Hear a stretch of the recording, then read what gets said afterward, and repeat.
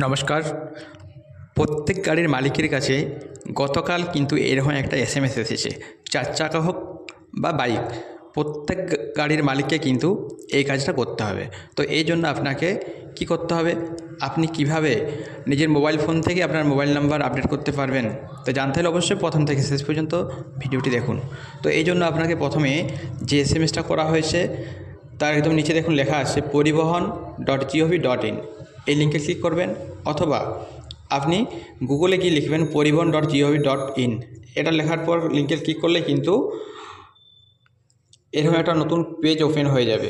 এই যে নতুন পেজ ওপেন হয়ে গেছে, এখানে আপনি স্ক্যান করেও মূল লিঙ্কে যেতে পারবেন, অথবা এই যে ভান লেখা আছে নিচে যে লিঙ্ক, সেখানে ক্লিক করলেও কিন্তু আপনি আপনার কাজটা করতে পারেন। তো আমি এই লিঙ্কে ক্লিক করলাম। এই লিঙ্কে ক্লিক করলে কিন্তু নতুন একটা পেজ ওপেন হয়ে যাচ্ছে। এখানে দেখুন প্রথমে আছে ভেহিকেল রেজিস্ট্রেশন নাম্বার।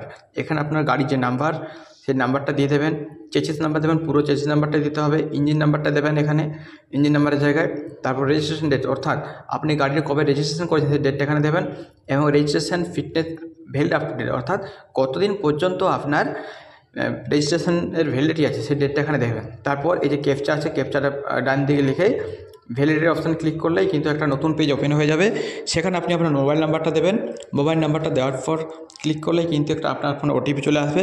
ওটিপি আসার পর ভেরিফাই হয়ে গেলে কিন্তু আপনার মোবাইল নাম্বার আপডেট হয়ে যাবে। তো এখানে একটা কথা বলে রাখি, আপনি অবশ্যই আপনার যে মোবাইল নাম্বারটা আধার লিঙ্ক আছে, ওই আধার লিঙ্ক নাম্বারটাই কিন্তু অবশ্যই দেবেন।